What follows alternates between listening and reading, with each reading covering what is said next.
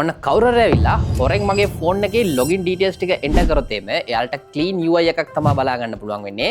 මගේ personal apps, personal data, personal login details කිසිම දෙයක් පේන්නේ නැහැ. හැබැයි මම මගේ real password එකකින් unlock කරොත් මට apps ටික බලා ගන්න පුළුවන්. ඔයා නිතරම ඔයාගේ ෆෝන් එක අනිත් කට්ටියට දෙනවා නම් එහෙම නැත්නම් ඔයාගේ personal data අනිත් කට්ටිය බලන එකට ඔයා කැමති නැත්නම් මේක ඔයා අනිවාර්යෙන් දැනගන්න ඕනේ cool Android trick එකක්. ඊට කලින් වීඩියෝ එක save කරලා තියාගන්න. එතකොට ඔයාට මේක ආයෙ අමතක වෙන්නේ නැහැ. ඔයාට කරන්න තියෙන්නේ settings වලට ගිහින් users and accounts කියන එකට යන්න. මෙතන අලුත් user කෙනෙක් add කරලා අලුත් password එකක් setup කරන්න. දැන් ඔයා අනිත් password එක දීලා enter වුණ ගමන් ඔයාගේ internal storage එකේ තියෙන දේවල් නෙවෙයි පෙන්වන්නේ. ඔයාට සම්පූර්ණයෙන් වෙනස් දෙයක් පෙන්වන්නේ. ඒ වගේම ඔයාගේ ඇත්ත password එක use කරලා ඔයාගේ original phone එක ඔයාට access කරගන්නත් පුළුවන්. So මේක ඔයාගේ private data ඔයාගේ phone එකේ තියාගන්න පුළුවන් හොඳ method එකක්.